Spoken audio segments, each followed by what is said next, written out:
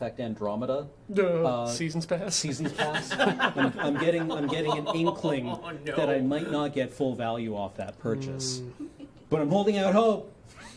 They told me they were going to make expansion packs for that game.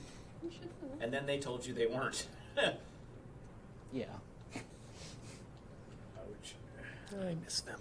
Ah. Cam, you up for doing another ranking of things? Yeah, sure. Can we get your rankings of Space Marine Primarchs by personal preference? Well, I got to put Corvus at number 1 because I really liked Raven Guard. They were the Space Marines I played. And then, like, where do you go from there? Like, You don't Bishi have to. Fulgrim, also Bishi Sanguinius. Sanguinius. Yeah, he's Primarch of the Blood Angels. I gathered. No, That makes sense. No. The Games Workshop is not known for its clever naming schemes. Can I ask can I ask Cam how that is spelled? Because in my mind, when someone says Bishi, that is short for Bishonen or just a very beautiful man. He's Fulgrim is Primarch of the Emperor's Children and is obsessed with achieving perfection. And he is, like, he's just beautiful. Like, he's got long, like, platinum blonde flowing hair. Bishi confirmed. Yeah.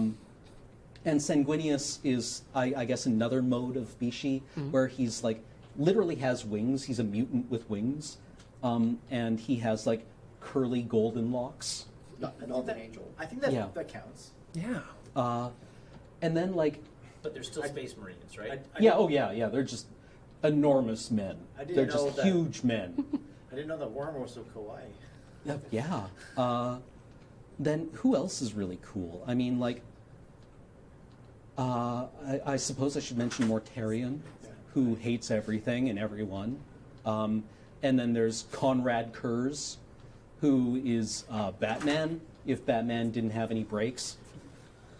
Or, you know, the thing about killing people, because they wanted to make Batman. Batmobile lost a wheel. Yep, better kill everyone. Vulcan? Yeah, Vulcan. Vulcan seems like an honestly pretty decent dude, as did, surprisingly, when I read Dan Abnett and Graham McNeil's 2-part Horus Heresy books about the Thousand Sons and the Space Wolves. Because, like, in the lore of Warhammer 40k, there was an event called the Horus Heresy, where half the Space Marine legions fell to chaos and went to war against the Imperium. And one of the legions that fell to chaos was the Thousand Sons. And they didn't really fall to chaos. They got tricked real good. And they did a bad thing. And in the ensuing civil war, nobody particularly cared that they were like, no, we're sorry. And the Space Wolves, who were a loyalist legion, were called in to destroy them. And the Space Wolves are like Vikings in space. That's their entire thing. They're space Vikings. And the Space Vikings beat up the Nerd Legion because the Thousand Sons were all like wizards and they like to study things.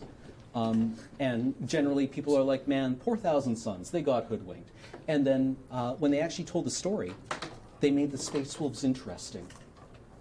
They did a really good job of taking the Space Wolves from being like the big jock Space Marines who like crushed tankards full of ale and made them transhuman super beings who had thoughts and were like, yeah, I mean, they keep us around because we kill other Space Marines real good.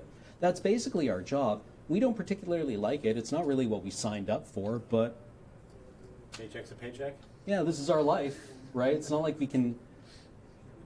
It's not like we can say no. It's not Did like they we've sign said up? no Really? in the past to this kind of thing.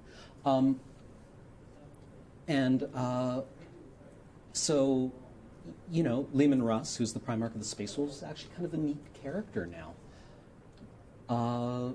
Because, like, when he's introduced in the story, like, the main character in the book goes to meet him, and he's being held off to the side during a meeting of the Primarchs before the heresy. And he's being held off to the side because the Emperor's worried that something's going to go down. So he told Leman Russ to just wait off stage in case he needs him. And he gets summoned, and the character goes to get him, and Leman Russ is sitting there reading a book and drinking a cup of tea. And they're like, they need you. And he's like, right. And he puts down his book and puts down his cup of tea and stands up and kind of like rotates his shoulders and puts on his space wolf face. Right? He's like, snarl, woof, bark. Right? And I enjoyed that because the author of that book had an article where he discussed trying to write the Space Wolves. And he said, imagine that you had a planet of high plains where the people living on this planet had to, say, herd vast herds of herbivores across the plains from feeding ground to feeding ground season after season. And in order to do this, they needed to be like tough and independent, and every new season is a frontier. And a Space Marine Legion recruits from this planet. And that Space Marine Legion decides to call itself the Six Shooters, and their boots all have spurs, and their helmets are all shaped like 10-gallon hats. That's the Space Wolves, right? That's how you wind up with Viking Space Marines, I guess, and that sucks. And I'm like, that actually sounds rad, but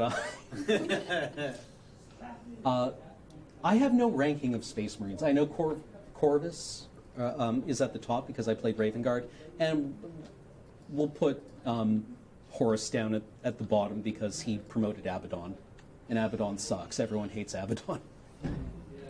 Well, I have someone that I would like to favor. I would like to favor, personally, the person who won that last